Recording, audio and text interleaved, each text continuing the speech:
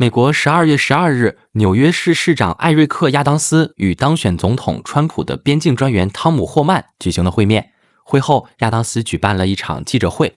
现在就让我们一起来听听亚当斯都说了些什么吧。And these are tough times. We got to make tough decisions.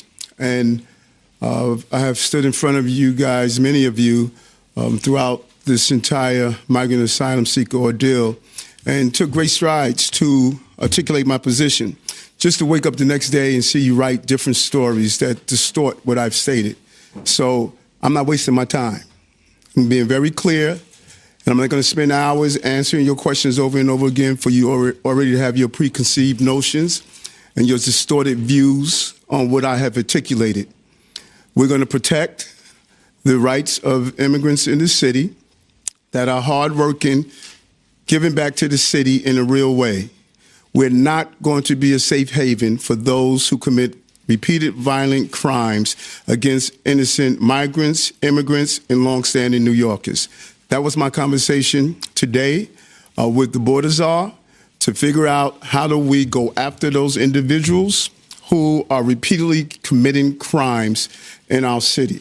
We're going to tell those who are here, who are law-abiding, to continue to utilize the services that are open to the city, the services that they have a right to utilize, educating their children, health care, public protection, and the things that we have long been proudful in doing so. But we will not be a safe haven for those who commit violent acts. We don't do it for those who are citizens, and we're not going to do it for those who are undocumented. We made terrible mistakes in the past by preventing to keep our city safe from those who are committed repeated acts of violence, particularly these dangerous gangs that we have witnessed in our city, and we're not going to continue in that direction. I'm going to answer a few questions, and then I am leaving, because it's not going to matter what I respond to anyway. You have your preconceived thoughts already. Okay, first of all, I do not have a preconceived thought. I want you to know that right from the start. Thank you. Number one here, are we talking about people who are just charged, or does that, convicted, or does that include charged? And how exactly, if you could give us some specifics, would this work? Our legal team is vetting. Do we have the authorization to sit down and speak with ICE legal team to operationalize what both our desires are? And once we get that approval, then we will give you a complete layout of how it's going to work. Mayor?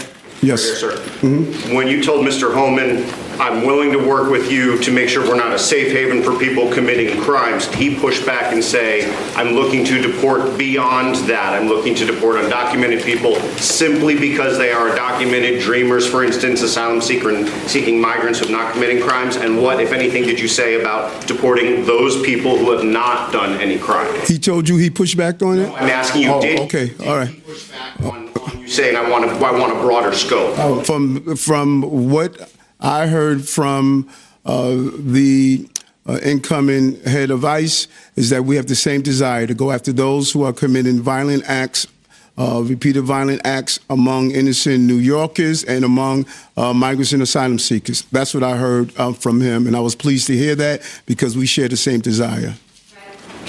Hi, Mr. Mayor, how are you? Good, how are you, Craig? Good. So in part of this meeting, you were looking at how to address and kind of meet the new administration a little halfway here, maybe, however you guys are going to meet. Part of that conversation, as you've mentioned, Marcia Kramer's show, is looking at executive orders. So was there any talk about executive orders? And then what would those executive orders entail, and how would they work to kind of address what you had discussed with the orders are today? I spoke with our my legal team here to look at the powers of my executive orders to accomplish my goals of ridding our streets from those repeated individuals who carry out violent acts of violence towards New Yorkers and towards migrants and asylum seekers. And once we come to a full understanding of that, then we will report on it. A specific request from the city in order to work with you in this crisis? His desire is clearly, again, what my target area is. And what I've learned also from sitting down with him and a representative from the Biden administration that was there in the meeting as well, we have 500,000 children who had sponsors in this country that we can't find. We can't find them. We don't know if they're doing child labor. We don't know if they're doing sex crimes. We don't know if they're being exploited. 500,000 children. There's a level of hypocrisy that everyone that states they want to protect everyone but innocent individuals who are victims of crimes and children.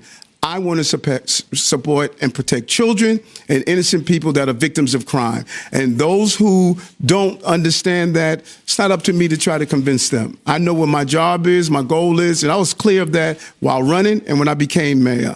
Safety means everything to me. 500,000 children, we don't know where they are right now in this country. Will New York remain a sanctuary city, and will you do anything to repeal any of the work that the de Blasio administration did to limit interactions with ICE and other immigration officials? New York remaining a sanctuary city is determined by the city council. They told you what their positions, what their position is. I'm going to try to attempt to use my executive orders to go after danger, and I'm going to continue to stand by that. Mr. Mayor, I wonder if you could detail exactly the kind of cooperation the NYPD will be giving to federal officials in your quest to rid the city of the violent criminals that you talk about. We need to unravel all of these rules and procedures and laws and all of these rules and procedures. We need to unravel them and get clarity on what we could do and what we can't do. About 170 crimes currently allow us to communicate and collaborate with ICE after a conviction.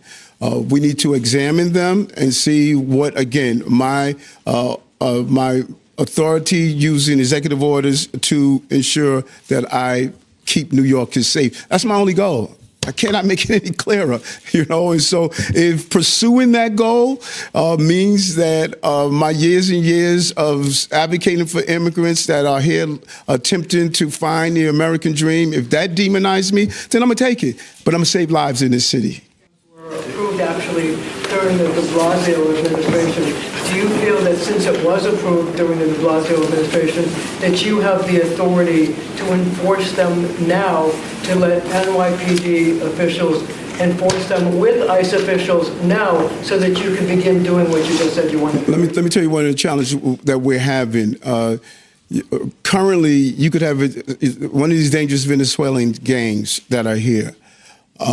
They can be in real active investigation into some of the criminality that they're doing. There's a lack of clarity that can we assist in preventing the act from taking place. That just makes no sense to me. And I don't know why we want to ignore the fact that there is, from some of these dangerous Ecuadorian gangs we saw on Long Island, the dangerous gangs that we saw coming from other regions, we have an obligation and responsibility to keep people safe in this city. And all law enforcement should play a role in that. All law enforcement, and we should not handcuff law enforcement for carrying out that job. And I think that this entire narrative has been hijacked. There's a great level of distortion. People are trying to push their own agenda. I have one agenda. I've never lied about the agenda. I've never been, slick about my agenda. Keeping New Yorkers safe. And it doesn't matter if they are documented or undocumented, because some of the criminal aspects in this city are preying on migrants, asylum seekers, and undocumented, and so many levels. And this is not about protecting just certain parts. Everybody, everyone in this city should be protected and should not be the victims of violent crimes. And that was the conversation I had with the border czar. We shared that same belief, and we're going to pursue that same belief. And I'm looking forward to that pursuit. Thank you.